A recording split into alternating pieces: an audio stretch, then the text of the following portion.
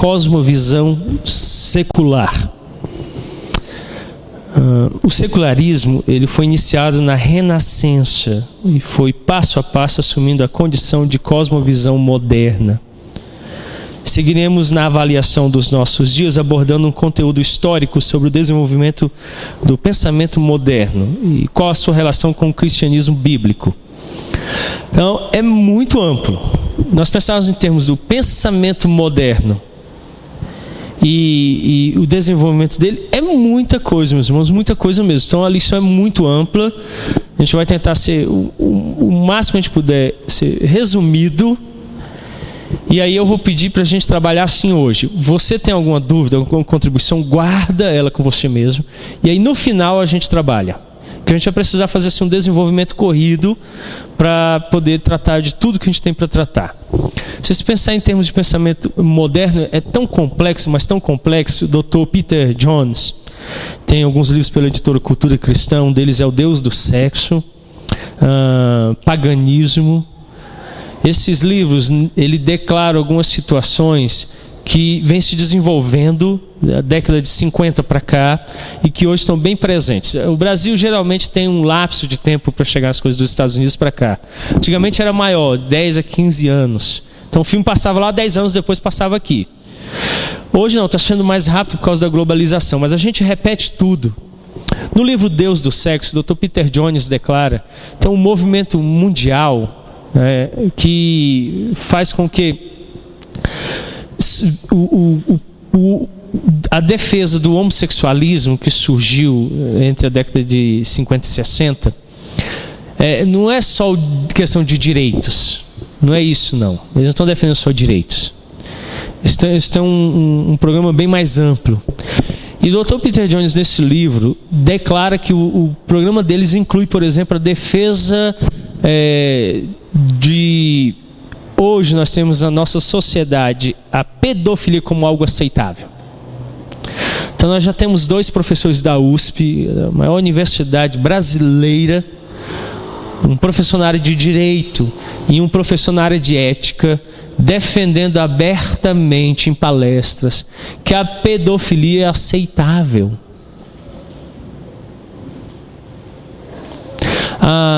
Os Estados Unidos têm uma associação, psicólogos e psiquiatras, que lista as doenças psicológicas e psiquiátricas que podem atingir uma pessoa. Já saiu da lista pedofilia. Ele diz que é um gosto, não é uma doença mais. Então você pode gostar ou não. Então não é mais um problema de alguém que está enfermo, doente. Então a sociedade está indo na direção de aceitar esse programa de defesa de um conteúdo contra as Escrituras. Então o pensamento moderno ele veio desenvolvendo nessa direção. Como é muito amplo, nós vamos então pegar alguns aspectos. Se você tiver muitas dúvidas ou outros aspectos que você queira se aprofundar, você pode depois me procurar. Então, em primeiro lugar, características do secularismo moderno. No final da Idade Média surgiu uma nova maneira de pensar e lidar com a realidade. Algumas características distinguiram essa mentalidade secular que crescia. Primeira delas, a autonomia do homem. Vocês entendem o que significa o termo autônomo? Nomo é do grego lei, nomos era lei no grego, nomos. E auto é suficiente. Então era sem lei, suficiente da lei, é autônomo, ele vive sem lei. Então a autonomia do homem é isso, o homem se tornou autônomo, não tinha nada que estivesse sobre o homem dirigindo ele, agora ele é livre. O último nível a quem ele deve alguma consideração é ele mesmo, antes era Deus. Então o homem respondia a Deus, então agora ele está livre de Deus. Giovanni Pico della Mirandola, 1463 a 1494, escreveu em 1487 a Oração da Dignidade do Homem. Pelo título você já percebe que o homem vai se tornar a figura central. Você vê isso hoje presente, por exemplo, dentro da igreja, principalmente no movimento batista no Brasil. Se infiltrou a igreja com propósitos do Rick Warren. E o Rick Warren defende nos seus escritos um aspecto: o culto deve ser voltado para o incrédulo. Você tem que preparar um ambiente para que ele se sinta bem. Se sinta bem. Então, quando ele chega, você tem que cantar uma música agradável para ele, você tem que ser receptivo a ele, tudo tem que girar em torno dele. Então, o culto se torna antropocêntrico, o homem está no centro. O culto tem que ser o quê? Teocêntrico, cristocêntrico. E o homem? Tem lugar não. Filho, você não gostou? Vai embora. Eu falo isso aqui constantemente, não falo? Gostou não? Tchau. Vai assistir o Alto Esporte, está passando agora. Muitas reportagens boas. Aqui é para glorificar a Deus. Então Deus está no centro. Tudo gira em torno dele. Aí ele é bom com a gente, o que ele faz? Ele nos dá bênçãos, ele nos dá graças. Mas o culto é para ele. Se eu vier no culto e não receber nada, qual é o meu papel? Servo inútil, fez o que tinha que fazer mesmo, era vir no culto. Como é que funciona o movimento evangélico? Aonde que o culto gira? Em torno de quem? Do homem. Então a oração da dignidade pode ser orada em qualquer igreja evangélica, porque ela vai ser bem aceita.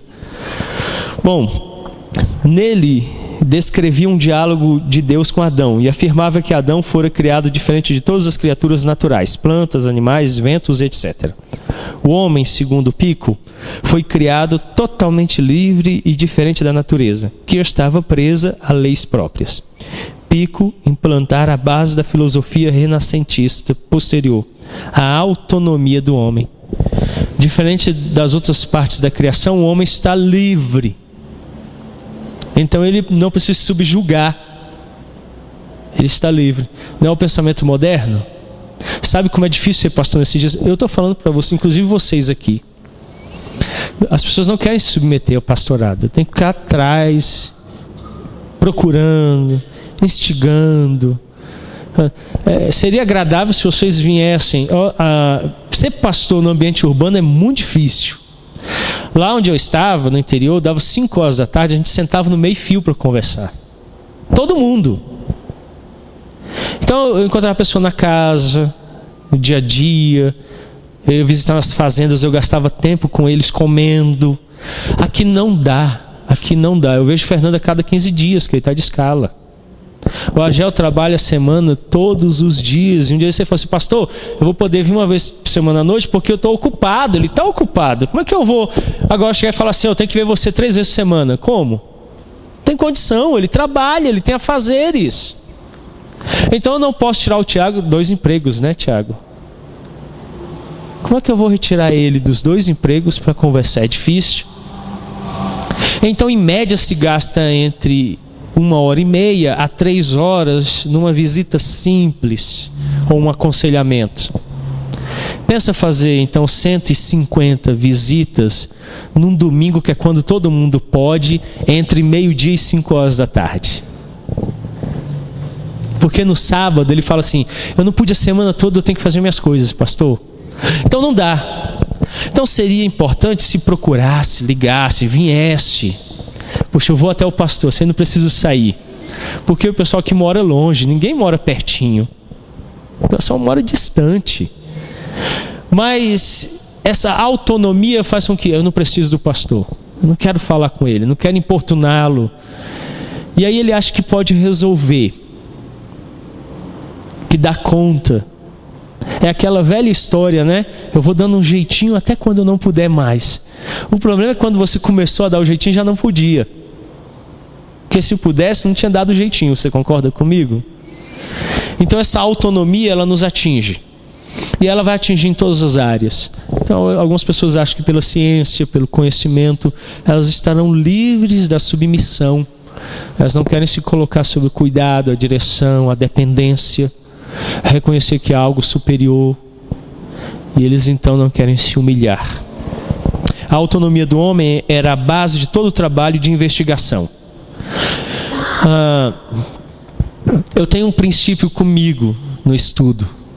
Eu elaborei para mim mesmo. Porque quando eu comecei a estudar teologia, Isso acontece todo estudante de teologia. São 5 anos no seminário. No final do primeiro ano e meio eu já estava sem ler Bíblia, sem orar e sem ir para a igreja. A teologia é a mãe de todas as ciências. Ela é a mãe de todas as ciências. E você começa a ficar achando que sabe.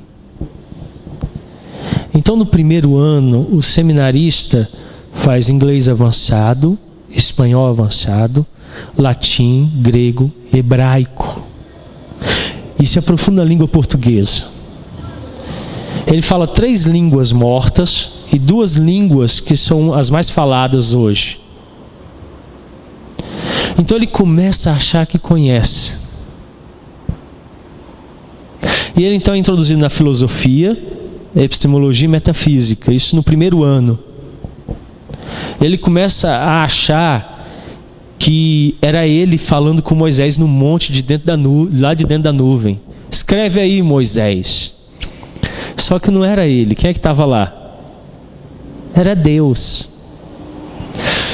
Então eu aprendi comigo que toda vez que eu vou ler qualquer livro, estudar qualquer coisa, eu primeiro leio as Escrituras de forma devocional. Até se houver algum termo, e há muitas palavras da língua portuguesa que eu desconheço o significado, eu não procuro no dicionário, eu registro a parte, continuo minha leitura simples, com a oração no final, e ouço o que Deus está me falando ali de forma bem simples. E na maioria das vezes ele diz assim: eu sou santo e você é pecador. E você precisa deixar esse seu pecado e se conformar à minha santidade. Isso me humilha de tal maneira e me coloca no meu lugar de tal maneira que eu posso ler todos os livros de teologia do universo, que eu vou continuar sendo o pecador humilhado que eu sou. Então as pessoas se tornaram autônomas. Então eles acham que sabem, que conhecem, que têm conhecimento científico, intelectual, conhecimento de vida. A gente se tornou autônomo. Nós somos uma sociedade autônoma. Vocês já perceberam isso? A gente sabe fazer tudo e consegue fazer tudo. Que a gente resolve tudo. A nossa tecnologia é exemplo disso.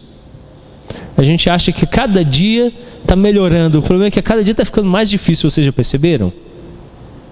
Quando eu acordo de manhã cedo, eu já tenho uma lista de 15 coisas que eu preciso realizar imediatamente. Porque se eu não realizá-las naquele momento inicial do dia, o dia já se perde. Por exemplo, um deles é verificar se tem bateria no celular. Porque se eu começar o dia e sair sem, eu vou me envolver em muitas dificuldades. Porque eu sou dependente dele. Para trabalho, em casa, um bocado de coisa. Aí eu lembro que meu avô criou todos os meus tios numa fazendinha lá no interior de Minas, e não tinha nem orelhão na cidade mais próxima. Eu pergunto, como é que ele fez isso então sem o celular, né? E quando ele levantava muito cedo de manhã, ele não tinha essas 15 tarefas iniciais para fazer, e ele vivia. E vivia bem, diga-se de passagem. Por que eu estou fazendo tudo isso que era para trazer conforto e não está trazendo conforto?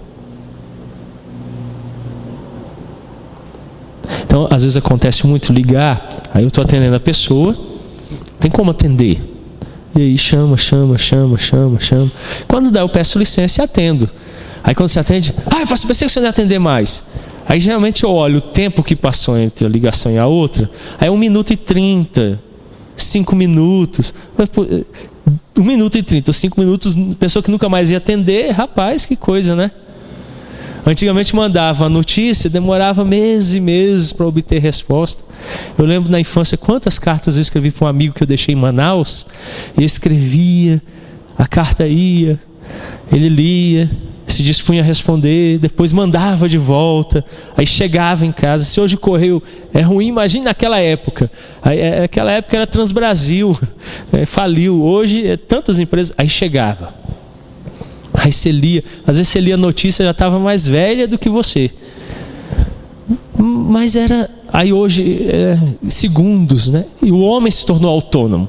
Então ele busca essa liberdade de Deus e ir para si mesmo. Mas Deus não deixou o mundo ficar sem o testemunho da verdade.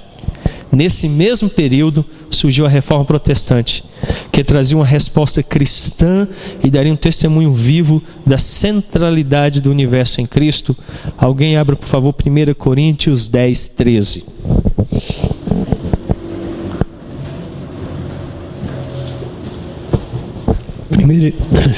Primeira Epístola de São Paulo aos Coríntios, capítulo 10, o verso 13. Alguém leia, por favor.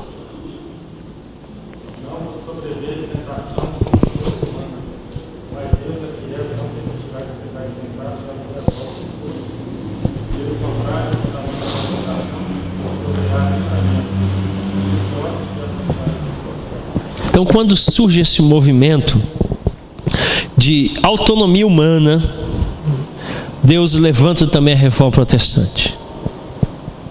Então ele responde, como diz o apóstolo Paulo, ele vai prover para vocês. E não se desesperem, Deus está respondendo. Em segundo lugar, uma outra característica do secularismo moderno é a ciência moderna. Francis Bacon. Francis Bacon é o criador do método científico. Na queda, o homem caiu ao mesmo tempo de seu estado de inocência e de seu domínio sobre a criação. Contudo, ambas as perdas podem ser corrigidas em parte, mesmo nessa vida, a primeira pela religião e a fé, e a última pelas artes e ciências. Então, o que Bacon faz é declarar que lá na queda o homem caiu do estado de inocência, e ele declara então que isso pode ser corrigido com a religião e a fé. Mas quando ele cai do domínio sobre a criação, ele diz que isso vai ser restaurado com a arte e a ciência. Bacon, 1561 a 1626, era um cristão e não tinha em mente o ateísmo. Entretanto, a forte influência do dualismo medieval o conduziu a admitir que somente as coisas da fé e da moral estavam na esfera de Deus.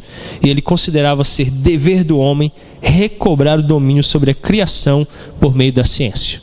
Vamos corrigir aqui o pensamento dele. O dualismo ainda está presente hoje. Então, você vai nas igrejas evangélicas e eles separam espiritual do material. Eles separam. E aí ele fala assim: o que diz respeito ao domingo é espiritual. Vem para a igreja, cantar música para Deus, ler a Bíblia, é espiritual. O que o Gerson faz a semana toda lá no trabalho dele não tem nada a ver com a igreja. É problema do Gerson. É o problema dele lá no trabalho dele. Não tem a ver com a igreja, é secular. Para nós reformados, o trabalho dele é espiritual, sim. Quer comais, quer bebais ou qualquer outra coisa, façam para a glória de Deus. Quando ele está trabalhando, para quem ele faz isso? Para a glória de Deus. Então diz respeito a mim, sim, como pastor, como igreja. Como é que você está indo no seu trabalho? O que você desempenha lá, as suas funções? Como isso tem glorificado a Deus? Auxiliá-lo. Tudo então vai entrar nos mandatos que Deus estabelece para Adão e que a gente precisa restaurar. O cultural é um deles, o social é outro deles. E nós estamos envolvidos então com a criação através deles, de redimi-la, restaurá-la. A ciência faz parte, as artes fazem parte. Mas eu não vou dicotomizar falando que um é espiritual e o outro não é espiritual. Infelizmente, Bacon foi contaminado por isso. E ele colocou em esferas separadas. Então, há muitos cientistas cristãos, de cosmovisão cristã, que influenciaram a ciência, glorificando a Deus na ciência. Alguns entendem hoje então que você pode ser cristão, mas a sua religião fica do lado de fora da porta. Quando você entra, Deus fica de fora. Você é lá na igreja crente, mas lá no laboratório você não precisa ser crente. Porque a religião não deve se misturar com as coisas da ciência, porque vai atrapalhar. E nem a ciência deve vir para dentro da religião, porque vai atrapalhar. Então tem igreja que se você falar de ciência, fala: não, irmão, isso aí não tem nada a ver com a Bíblia, tem nada a ver com Deus, a gente não mexe com isso aqui.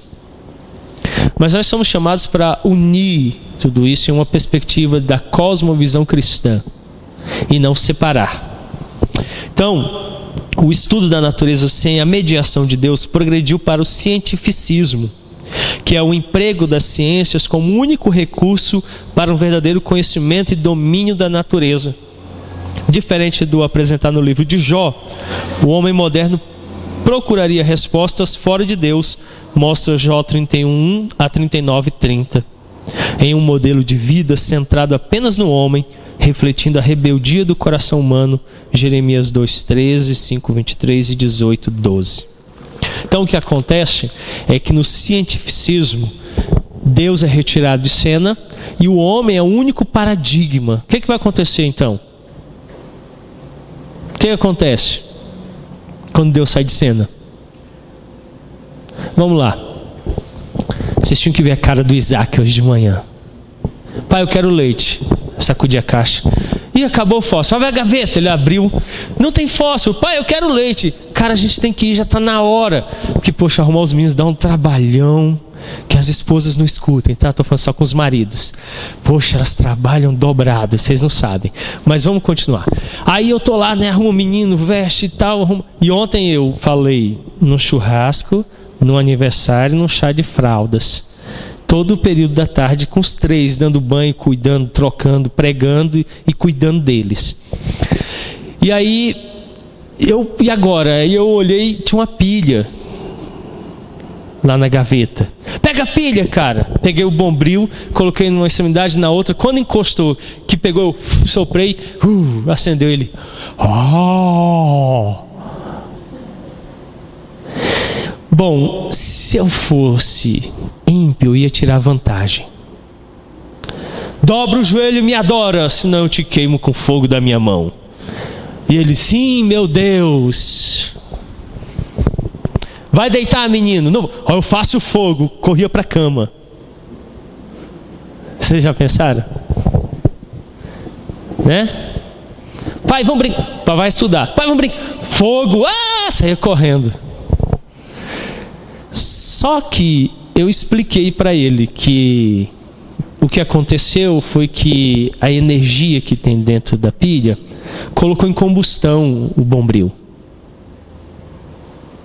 que é condutor, porque é metal. E falei para ele que quem estabeleceu essas leis foi Deus, Criador de todas as coisas. Quando Deus criou o mundo, Ele criou energia, que nós de diversas formas a manipulamos, mas não a criamos. Criamos. Então alguém que cria energia do nada aí? Tem? Nem o seu corpo cria energia do nada. Cria? Hã? Você não tem que comer para produzir energia? Tem que comer? Tem. Então quando você come, a comida se transforma em energia. Sem alimento você não tem energia. Então a energia em si mesma, ela vem de Deus. Ele é quem originou toda a energia, inclusive o Espírito que está em nós. Vivente, vem dele. Aí eu explico que ele criou energia, que é proveniente de muitas fontes, do fogo, pode vir das usinas, pode vir da pilha que contém dentro dela vários componentes que unidos ali produzem energia. E essa energia então coloca outros materiais em combustão. Aí eu expliquei para ele que o metal conduz energia, que Deus criou o metal para conduzir energia, mas criou o plástico para não conduzir. Aí ele, poxa, Deus fez muita coisa, hein, papai? Sim, Deus é assim. Ciência unida a Deus. O que o homem moderno fez? Nós somos os detentores do conhecimento. Por exemplo, bomba atômica. Vocês acham que eles não ficaram dentro do laboratório fazendo agora a gente é dono do mundo? O que os Estados Unidos fez com ela imediatamente quando descobriu? Olha o seu Eugênio ali. O que aconteceu, seu Eugênio, com os japoneses? Falou assim, rapaz, negócio de ficar fazendo guerra, nada. Vamos fazer o seguinte? Destrói tudo. Destrói logo tudo. Então eles se tornaram um centro. Não tem mais moralidade, não tem Deus, não tem nada. A gente resolve tudo. A gente destrói tudo e começa do zero.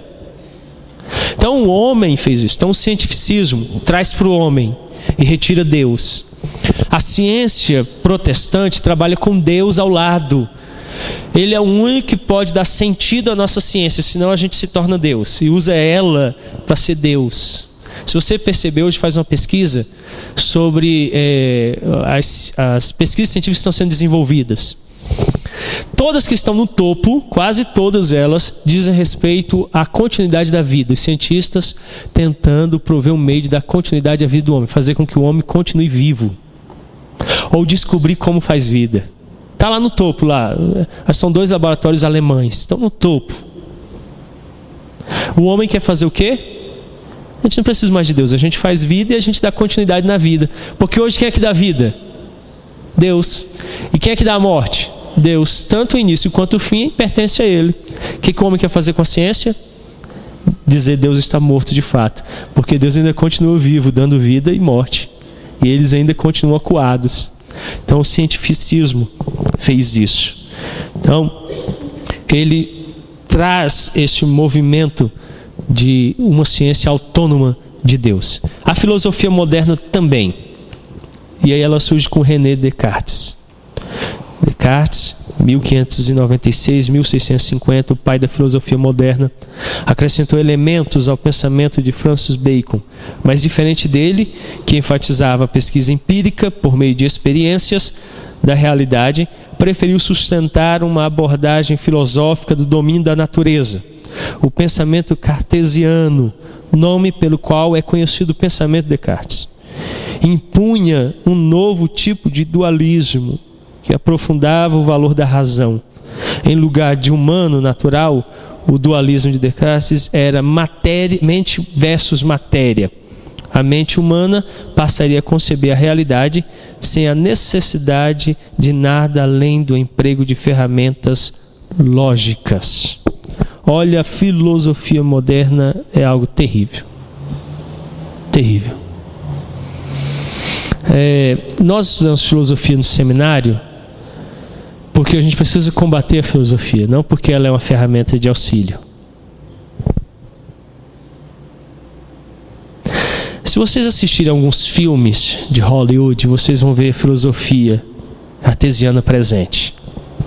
E bem, você vê nas novelas. As novelas brasileiras, ela está bem presente. E a gente precisa lutar contra isso. Porque eu não posso ser origem de nada bom. A gente às vezes tem algumas exigências, e já aconteceu com vocês estarem escrevendo, não lembro como é que escreve a palavra, exigência. Com X ou CH. Aí começa a escrever, né, para logicamente descobrir como é que é. Aí vai escrevendo, no final é com V, né? Então a exigência é com V. Eu sou assim, a gente é desse jeito. Eu não sou padrão para nada. Toda vez que eu me tomo como padrão, o que eu faço? Começo a escrever exigência com V. Um dia desses eu parei e estava assim, gente, como é que escreve a palavra tal? E aí eu fui escrever lá e saiu cada besteira. Depois eu olhei e falei assim, por que eu estava pensando nisso, né? A minha mente me engana. Então a filosofia, ela não pode ser o parâmetro, o padrão. O homem não pode se guiar pela filosofia, se dirigir por ela. Então vem um segundo momento. A nossa cosmovisão moderna vai ser formada por tudo isso. Todos esses aspectos se unem e dão origem à cosmovisão moderna. O progresso da ciência não era um mal em si, pois na verdade já era uma parte inerente do pacto da criação, ou seja, é um mandato cultural. O homem vai desenvolver ciência. Agora eu preciso dar um fim correto para a ciência. Ela tem que estar sempre. Tudo que você for fazer na sua vida, você tem que se guiar por esse preceito que eu vou dar agora. Precisa ser teorreferente.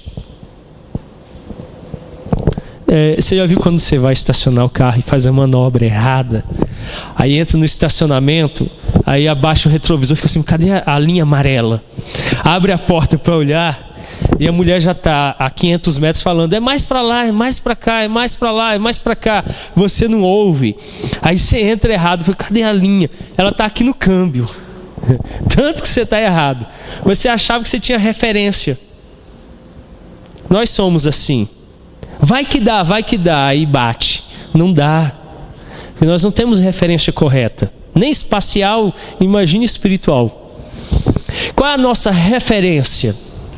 Quem criou todas as coisas? Quem? Ele sabe como é que eu funciono? Sabe? Ele sabe como é que a madeira funciona? Ele sabe como é que a árvore funciona? Os animais? Então, qual é a referência para entender a madeira? Para me entender as árvores, os animais. Qual é a referência? Quem? Deus. Então eu tenho que ser teo-referente. A minha referência tem que ser Deus. Tudo o que eu faço eu preciso partir de Deus para ter uma referência correta. Porque se eu partir de mim, qual é o meu problema? Eu sou pecador. Sou limitado. Eu sou limitado? Eu tenho limitações? Tenho. Então, o Isaac e a Alice estão crescendo desesperadamente rápido. Rápido. E eu não sei o que eu vou fazer quando eles tiverem 43 anos e chegar com a namorada. Como é que eu vou reagir? Por que tem gente que está rindo aí? Muito cedo, né? É porque eu sou progressista. Aí chegou com o namorado lá. Você já imaginou a Alice entra? Pai, vim apresentar. Brinco no nariz, preso com a corrente aqui no peito. A orelha cheia de argola. O cabelo cortado assim dos lados, só aqui no meio, assim, igual punk. Usando pulseira de prego para fora. A calça rasgada, caída, né? O bumbum aparecendo. E aí, velhote? Acho que nem usa mais isso, né? Não sei qual vai ser a expressão que ele vai me xingar, não, mas ele vai falar alguma coisa. Aí eu vou olhar assim, ela, pai, o homem que eu amo, o homem da minha vida. Vamos casar semana que vem. Aí, se eu for na cartomante, o que ela vai dizer? Ela não sabe o futuro, sabe?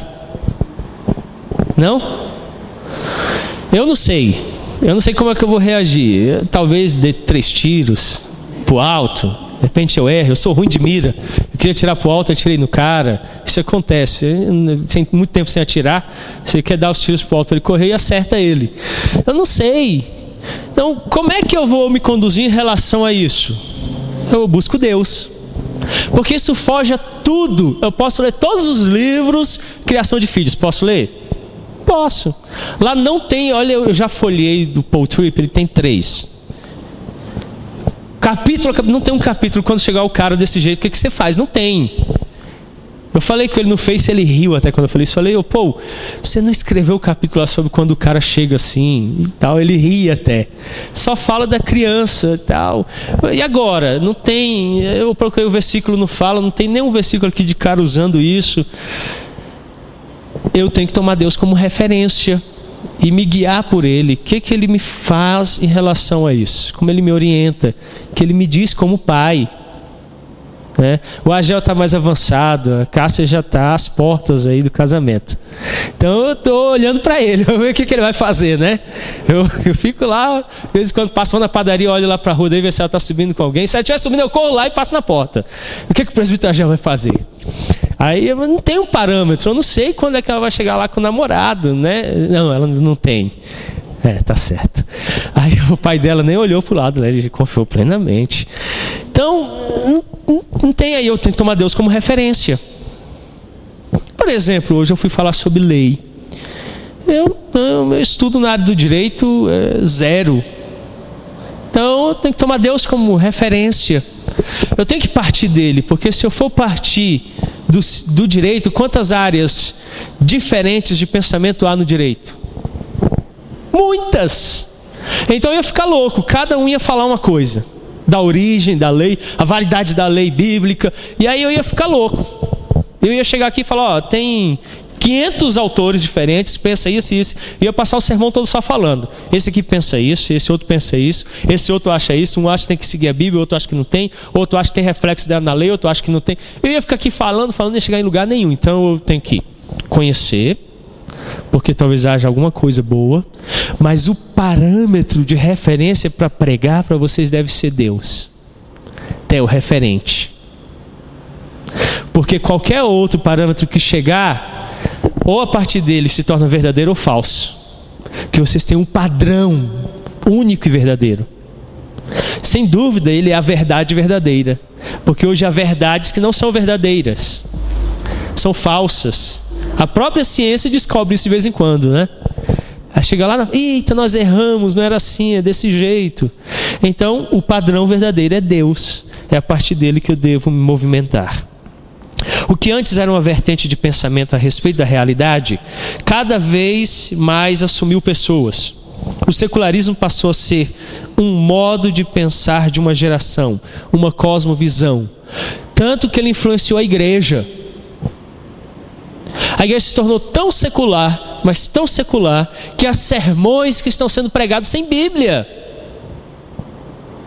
Você já foi num culto onde não teve sermão? Alguém já foi? Pode fazer assim com a mão. Teve música, teve teatro, teve um show, mas não teve Deus falando? É secularismo. Deus saiu e eles se tornaram autônomos. E alguém chegou e falou assim: olha, hoje as pessoas assistem televisão, hoje as pessoas ouvem música boa, eles não querem mais um homem que fala português mal, falando lá na frente. Eles querem um show, entretenimento, elaborado, rebuscado. Então põe um pessoal dançando lá com luz e música bem alta, que é o que o pessoal gosta hoje. E você vai perceber que é isso que o pessoal gosta mesmo. E a igreja então se tornou isso. E Deus saiu de cena. Deus saiu de cena. E aí então ele não tem mais espaço no sermão, na leitura da palavra, no ensino. A escola dominical perdeu espaço. Vocês já viram isso? Porque o cientista declarou que você precisa dormir mais. Ela falou: olha aí, tá. Eu gosto de ciência, rapaz, ciência é bom demais, né?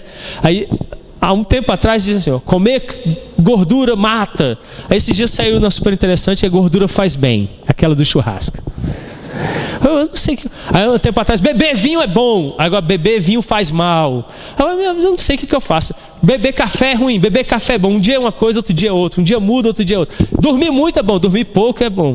Aí um dia desses saiu a reportagem, né? Quem dorme menos vive mais. Aí eu estou esperando sair: quem dorme menos morre. Eu vou morrer imediatamente, porque eu durmo pouco. Aí eu fico falando: quem que é a verdade, né? Onde é que está a verdade? Ciência é assim. Mas aí eles seguiam por isso. E a igreja então se secularizou. Deus saiu de cena e o homem se tornou o centro. Aí saem aquelas pesquisazinhas, né? Qual o horário da escola dominical? A igreja presbiteriana próxima a gente aqui esses dias fez isso. Aí o pessoal: 9h30. E tirou meia hora. Aí lá, eu vou ser sincero, lá já era muito ruim o ensino bíblico lá. Muito mesmo, muito. Aí tiraram meia hora de instrução. Eu falei: agora vai melhorar. Mas vem mais 10 reuniões do presbitério aí, Agel, se prepara. Aí um rapaz de lá me procurou assim: pastor, ouviu os irmãos? Agora começa 9h30 a escola dominical. Eu falei: que bom, né? A preguiça seja louvada. Aí ele me procurou depois e falou assim: pastor, não adianta nada, o povo não está chegando no horário de novo. A gente achou que ia chegar na hora. Eu falei: o problema não é isso. O problema não é isso. A gente podia fazer uma escola dominical de 10 minutos aqui, de 11 a 11h10. Que ia faltar gente, ia chegar gente atrasada. O problema não é o tempo que fica, a hora que levanta, é a disposição do coração. Você quer aprender de Deus? Você quer louvar a Deus? É isso que motiva. Quem está motivado, você pode vir ficar um dia todo em pé, lendo a Bíblia, que no final do dia o povo chora. Está lá em Neemias. Se ele não é motivado pelo coração, pode durar 15 minutos o culto, que ele sai falando: hoje demorou demais, pastor, fala. Porque não adianta, não é o tempo, é o coração. Então o secularismo vai avançando. O homem assume a posição central. E aí o conforto, o que agrada, é que deve vir em primeiro lugar, e não Deus. Bom, isso afeta então alguns aspectos. Primeiro aspecto, a economia moderna. Ok? Ela foi afetada pelo secularismo. A Idade Média tinha uma economia fortemente centralizada e estática. O feudalismo era o sistema econômico dominante no Ocidente. Ter terras era ter poder. A igreja era um dos maiores proprietários de terra da Idade Média e detinha não só o poder econômico, mas também ideológico dos assuntos econômicos. A economia, literalmente, o Levi da Idade Média era o Papa. Vocês entendem a ideia? Era ele que controlava tudo. Ele era o Ministério da Fazenda. Então ele dirigia tudo que diz respeito à parte econômica estava centralizado na Igreja Católica Apostólica Romana. O feudalismo era a forma que funcionava. Como é que funcionava isso? Eu tinha terras, você não tinha terra. Então eu deixava você viver na minha terra para trabalhar para mim e só ficar lá. Mais nada. O que eu desse para você, você podia, senão você não podia nada. E só quem tinha posse era aqueles que eram senhores feudais e que a igreja permitia. Porque na hora que a igreja chegasse e dizia assim, você não vai ser mais nada, acabou também. Então ele tinha que agradar a igreja para manter as suas posses. E a igreja tinha muitas posses, muitas. Bom, esse era o plano que funcionava. O Tratado sobre a Regulamentação do Comércio de Thomas de Mercado, 1525 a 1575, o monge dominiciano mostrava a contínua força moldadora do cristianismo. Calvino e outros protestantes também apresentaram posições regulamentadoras da ética do comércio e do uso do dinheiro. No século XVIII, o sucesso econômico dos teares ingleses, das novas máquinas, do expansionismo mercadológico, aumentou a confiança do homem no seu progresso e diminuiu a necessidade de uma religião para o dia a dia. Tudo isso, somado ao processo da Revolução Industrial e da Revolução Francesa no final do século XVIII, desembocou no século XIX com uma mentalidade econômica fortemente contrária ao princípio ético cristão de que o homem não deve viver para as riquezas. Mateus 6, 19 e 21, 1 Timóteo 6, 17 e 19, Lucas 18, 24 a 25. Então o que acontece? Antes nós tínhamos um extremo que a igreja dominava economicamente e aí não permitia crescimento nem mudança na vida de ninguém. Vem a reforma e a reforma faz um tratado, claro que começando com o mercado, daí dá origem ao termo mercado. Esse monge ele vai estabelecer alguns princípios econômicos que na Idade Média não existiam. E Calvino e os reformadores vão ampliar isso. Como o homem começou a ter autonomia, ele se desvincula de Deus. Se desvinculando de Deus, qual é o princípio que é esquecido? Como é que a gente vive hoje em relação ao dinheiro na nossa sociedade?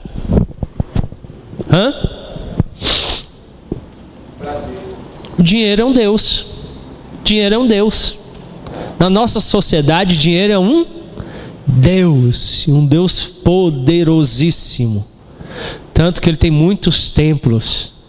Na avenida aqui tem a Universal do Reino de Deus. Templo do dinheiro. É literal, meus queridos. Não estou brincando, não. Lá é mesmo. Se adora o dinheiro. Vive-se, serve-se ao dinheiro. O dinheiro, na perspectiva reformada, ele é um instrumento, segundo João Calvino, para a propagação do bem. Calvino declara que eu sou feito rico para o auxílio do meu próximo. O que é a visão secularista? Por que eu sou feito rico? É engraçado, eu conversando com uma pessoa, pastor, não concordo, posso jogar na loteria sim. Hein? Me explica por quê. O dinheiro que eu estou jogando é meu, eu gasto como eu quiser. Se eu quiser rasgar aqui agora, eu posso? Não posso? Pode. Eu só vou perguntar para sua esposa se ela quer que chame o bombeiro para vir buscar você, porque está rasgando dinheiro, está doido, não está? Está doido. Sim, você pode fazer.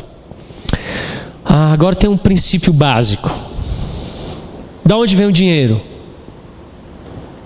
De onde é que vem o dinheiro? De onde você recebe dinheiro da onde? Do trabalho. Ainda bem que ninguém falou que deu roubo, né? Que susto, né? Você trabalha, sem trabalhar, ou tem alguém recebendo, me dá a dica, como é que faz, por favor.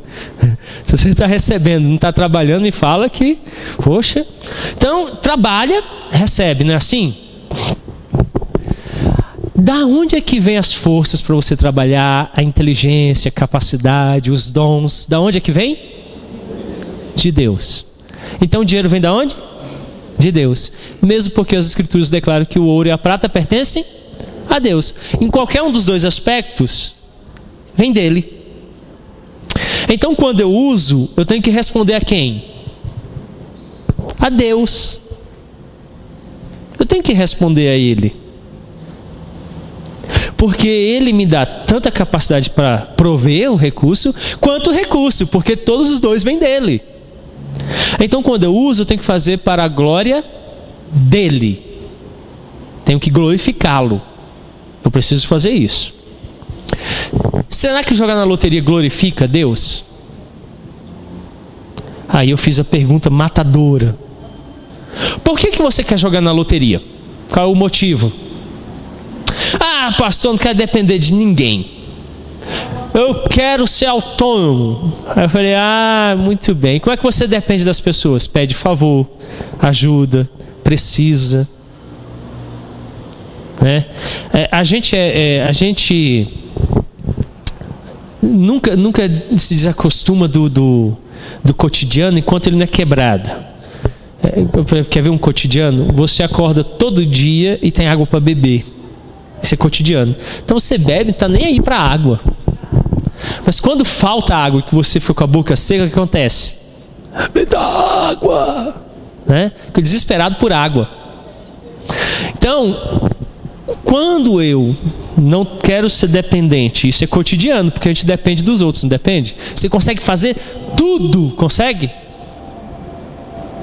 Você não consegue, você vai ter que ser dependente. Ele falou assim, não, mas se eu tiver dinheiro, eu vou ter casa, carro, eu vou ter 10 carros, nenhum vai quebrar, então não preciso de ninguém. Eu falei, tudo bem, pode comprar o que você quiser. Até suponhamos que a mulher não goste, sai na rua que vai ter alguém que vai por dinheiro falar que você é bonito. Ele não entendeu a brincadeira porque ele não riu. Porque eu falei que vai pagar para achar ele bonito, porque eu disse que ele é feio. Aí você vai ter tudo, né? Mas talvez um dia alguém fique sabendo que você tem alguns milhões guardados com você. E 50 homens armados venham. E você pode ter 50 homens armados com você. Mas você não vai dar todo o dinheiro para eles, você vai dar só uma parte. E talvez os outros que venham convençam eles que se ficar junto com eles vão ter tudo. Quem é que vai te ajudar agora? Deus me guarde disso, pastor. Falei, quem é que guarda? É Deus. O dinheiro não compra tudo. Você precisa de Deus. Então quando você acha que joga na loteria, se torna independente, autônomo, precisa de ninguém. Ô Moisés, comer lá em casa? Eu não quero. Então, Dilson, eu te dou 100 reais para você comer lá em casa. Comer e ainda ganhar 100 reais, você vai na hora, não vai, Dilson? Claro, não é tolo, eu iria. Até por 20 conto. A esposa está viajando, não precisa nem pagar nada, é só chamar. Aí, o Dilson vai. Acabou de comer, recebeu o dinheiro, o que vai fazer? Vai embora. Mas eu sou amigo dele. Ele é meu colega, apesar de ser São Paulino, colega meu. Dilson, vamos comer lá em casa. Ó, a mulher não tá, vai sair nisim com arroz papado e um ovo frito que não fica bom, ele fica meio estranho. A Alice queria entender porque frita de um lado, o outro fica mole. Falei, filha, eu não sei, é mistério. As coisas encobertas pertencem a Deus. Mas acontece dele ter dois lados distintos na mesma frigideira. Aí ele vai lá, come comigo, comida ruim pra caramba. A casa tá uma bagunça, eu não sei. Parece que não, gente, não. Se for pôr louça quando a mulher estiver fora de casa na pia, põe separado, que se pôr os pratos junto nas filhotes. Aí tá lá, nasceu o filhote, as roupas, a casa não arruma. Você trabalha e não arruma. Volta logo, Elaine. Aí ele vai lá, casa bagunçada, comida ruim, o pastor é flamenguista. Ele não vai embora, porque é meu amigo, fica lá comigo apesar de todas essas intempéries.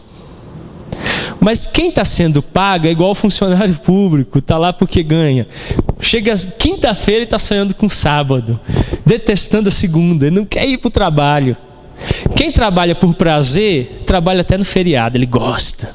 Ele está animado, alegre. Porque é dom, é vocação. Então todo dia ele está ali fazendo o que ele gosta. O amigo comprado vai logo embora quando recebe. O amigo do coração permanece até quando as coisas estão ruins. O dinheiro não compra isso. O dinheiro não garante isso. Então, nós precisamos entender que com o surgimento do secularismo, se perdeu essa ideia. E aí veio essa economia dura de amor ao dinheiro. O que importa é o que eu ganho. Então eu fico impressionado com o número de produtos que você compra de péssima qualidade. Que quando você chega em casa, que você abre a embalagem, ele já vem quebrado. Porque quem fez só está pensando em ganhar. Então ele faz o mais frágil possível, porque ele gasta menos e ganha mais. Quando antigamente, quem produzia um móvel, fazia o móvel porque ele encontrava um carvalho na floresta, buscava mão de obra em casa e com o machado retirava aquela madeira, chegava em casa, colocava no quintal e chamava a família e falava: vejam esse carvalho. Por anos, anos e anos, Deus o fez crescer na floresta. E veja como ele ficou majestoso. Eu vou fazer um berço dele para o nosso filho que está nascendo. Ele se esmerava com seus dons para construir o berço. Quando nascia o filho, ele era deitado no berço que o pai produzira do carvalho que ele retirara da floresta. Então, quando nascia a 10ª geração daquela família, o berço estava nela, porque foi feito para durar e com amor. E aí vem então a indústria, que o objetivo é produzir muito para ganhar muito. E os nossos móveis são de papelão. O guarda-roupa hoje, o berço hoje é de papelão. Ele é feito para durar pouquíssimo tempo, porque a matéria dele é barata para você ter que comprar outro no próximo filho. Não passa nem de um filho para o outro. Imagine para a próxima geração. Você já percebeu que nós não usamos nada dos nossos avós? Já perceberam isso? Mas você já foi na casa dos seus avós e viu que eles usavam coisa dos avós deles? Na casa da minha avó tinha um ferro que punha brasa dentro. E tinha sido da avó dela. E o bicho estava inteiro. Aí o ferro lá de casa já tive que comprar em 15 anos de casado, 5. Dura nada. Não dura. Então, a gente percebe que se perdeu a característica, agora é só o dinheiro. É produzir. Não tem mais aquela ideia do fazer por amor para durabilidade. Não importava, não era o que ele ganhava. Era produzir para o bem do próximo. Então hoje se coloca os filhos em berço de papelão. Se desmanchar a gente dobra, né? E faz outro. Terrível isso. Tudo isso em prol do ganhar mais. Do ganhar mais. Nós precisamos mudar isso. No século XVIII, o sucesso econômico, então, dos ingleses motivou isso aí em direção ao movimento industrial e à Revolução Francesa. E aí as coisas desandaram, chegando ao que nós vivemos hoje. No auge da inovação industrial e no progresso econômico, começaram a surgir contestações mais ácidas ao papel da religião. Karl Marx, 1818 a 1883, popularizou a ideia de que a religião é o ópio do povo, numa época em que o ópio era a pior droga conhecida. Ele defendia a ideia do banimento da religião da sociedade. Ele pode ser considerado o principal difusor do chamado pensamento ateísta moderno. Ele diz, hoje a religião é o crack do povo. E aí ele declarou isso, e isso ganhou assim, notoriedade, e a religião então perdeu o significado. E aí então se perdeu o parâmetro teorreferente que eu falei, e a referência se tornou o próprio homem. E ela se tornou egoísta, dissimuladora, falsa, enganosa, iníqua, e as coisas então se desencaminharam. A política também foi afetada. A ligação entre política e religião é parte do mandato cultural desde a criação do homem. A partir de Constantino, 272 a 337, estabeleceu-se uma estreita ligação entre o Império e a Igreja Cristã. Isso perdurou até o período da Renascença, quando fortes embates foram travados nos territórios locais em busca de maior liberdade, e ocorreu o fim do Sacro Império Romano. Na Reforma Protestante, Alemanha e Suíça encabeçaram a luta de várias nações por liberdade, que foi conquistada mediante a instituição da separação entre Igreja e o Estado. Mas os reformados entendiam que, embora distinta do Estado, a Igreja era a consciência dele. Para dar uma direção política para vocês, eu vou ser bem direto. Minha posição sobre política, eu sou teocrático. Deus governa. Se Deus estabeleceu um sistema de comunismo no meu país, Deus está governando, eu me submeto. Se ele estabelecer democracia, eu me submeto.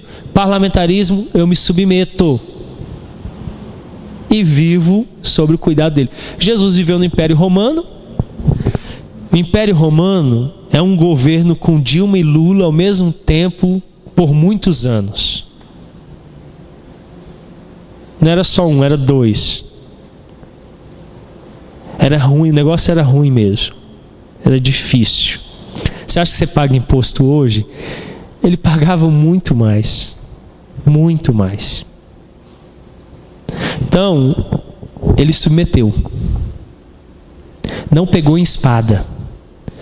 Há possibilidade? Sim, mas a gente vai descobrir isso futuramente, como é que funciona a desobediência civil. Mas nós estamos muito longe de desobediência, muito. Mas se vocês souberam tanto, que até falar dela fica estranho. Jesus estava mais próximo e não pegou. Mas tinha muita gente querendo. Os neopuritânicos eram tipo os saduceus da época de Jesus. Pega a espada, vamos cortar todo mundo. Era nesse caminho. Não funciona, tá? Não vai dar certo.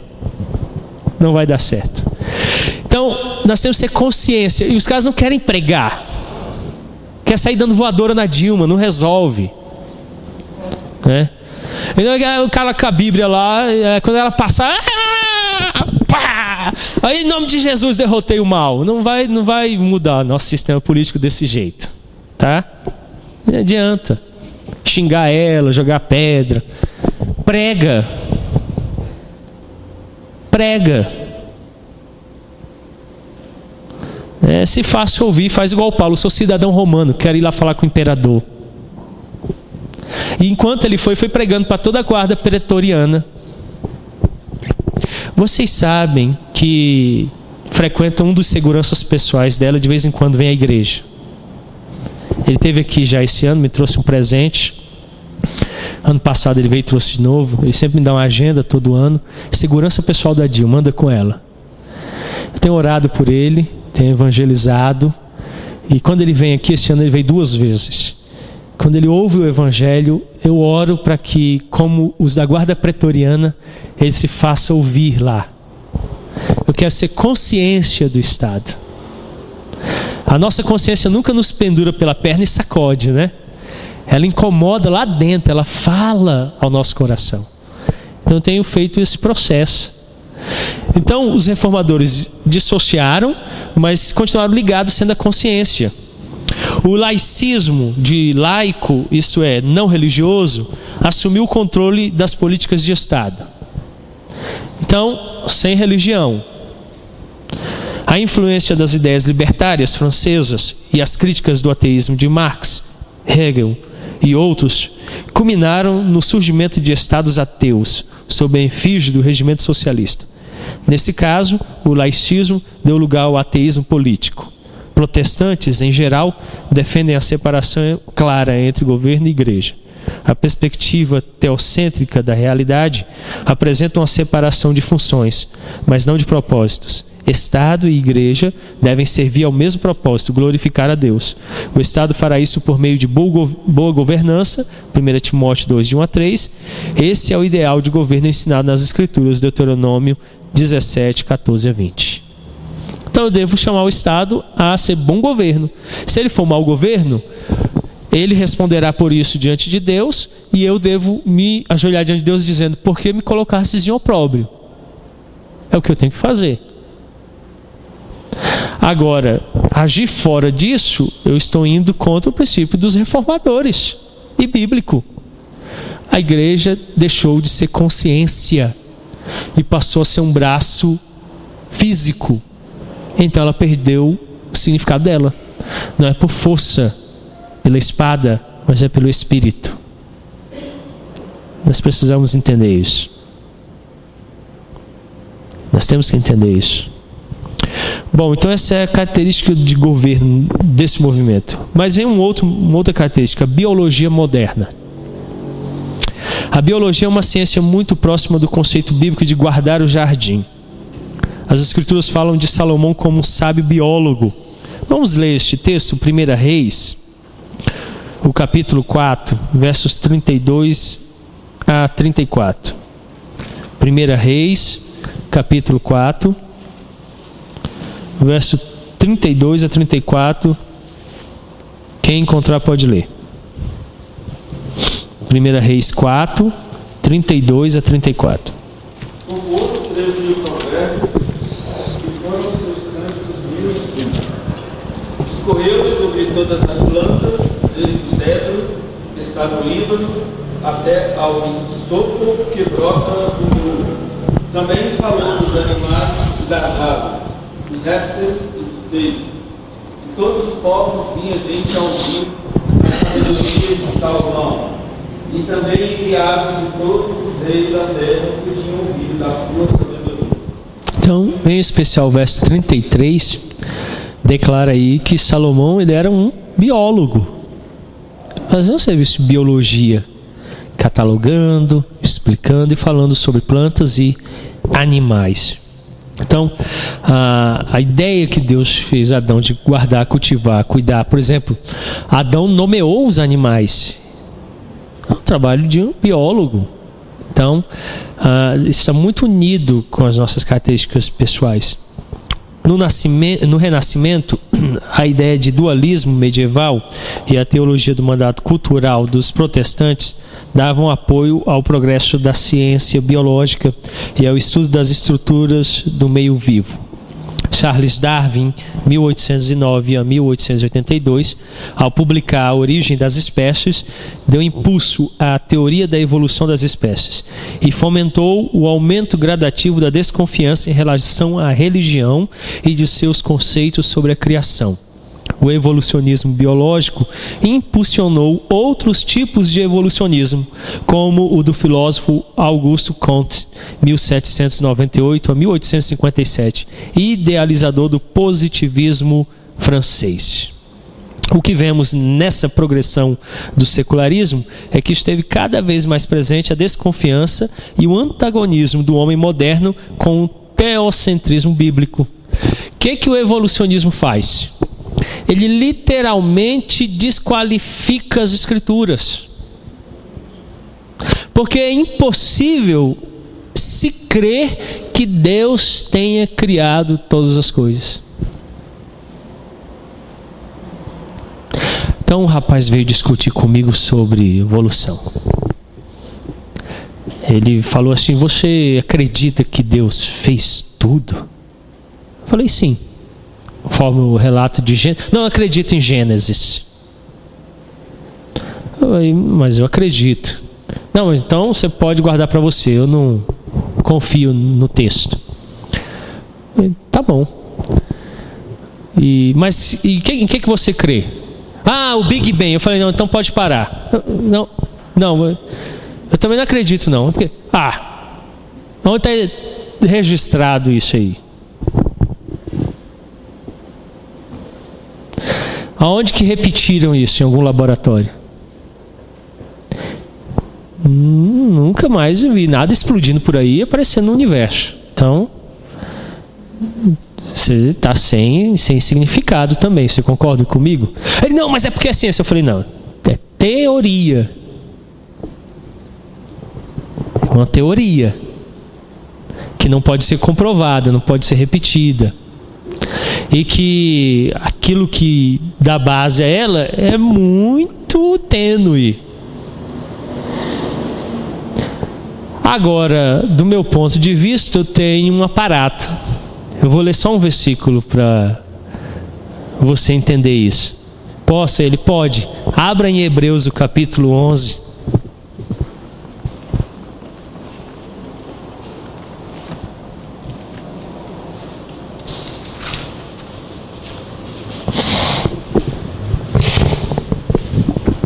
O verso 1. Ora, a fé é a certeza de coisas que se esperam e a convicção de fatos que se não veem. Ela é ciência e acreditar. Hebreus está declarando que fé é o que eu creio e ela é, olha o que ele usa, certeza, é certo. E ele usa outro termo, convicção. Eu estou certo, eu estou convicto.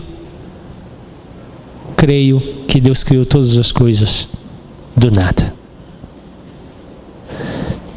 Você tem convicção e certeza do Big Bang?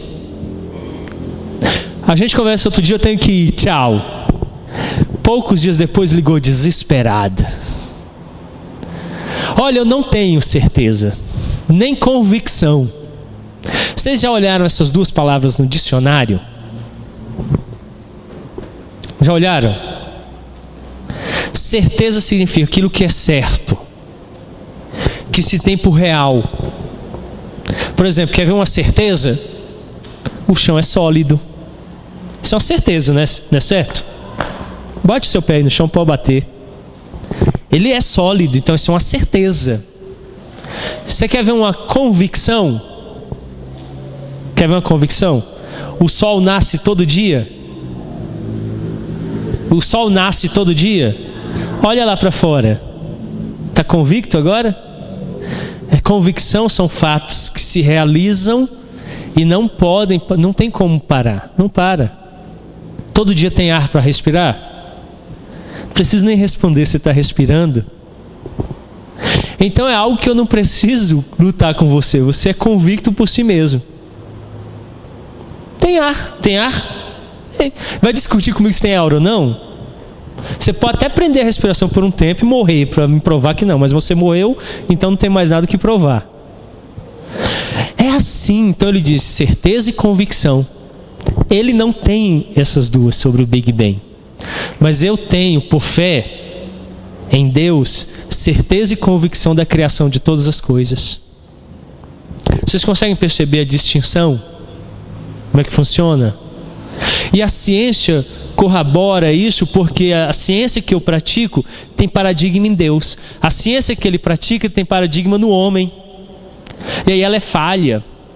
Ela é cheia de espaços que ele não consegue preencher. E ele se lança no desespero. A minha ciência, ela é de passos firmes, convictos, pausados, lentos, mas certos. Nunca dou passos em falso, porque a minha ciência procede de Deus. Então eu vou até onde Ele me permite. E eu pego a minha realidade científica e olho a partir de Deus. Então ela é verdadeira. A ciência dele parte dele como centro, então ela já parte do pressuposto errado, porque ela é falha. E ela acelera a passos avançados, mas ela é cheia de espaços e lacunas tão terríveis, que vez ou outra você encontra cientistas loucos que se matam ou perdem a noção das coisas porque não conseguem compreendê-las. A referência são eles mesmos. Pode observar os cientistas para você ver onde eles têm. Os filósofos, vejam onde eles chegaram. Não conseguem avançar porque a ciência deles é antropocêntrica e é falha. A nossa ciência ela deve ser baseada em Deus. Então, o secularismo promove tudo isso. E aí, então, se desvirtuou. Bom, alguém tem alguma pergunta, alguma colocação?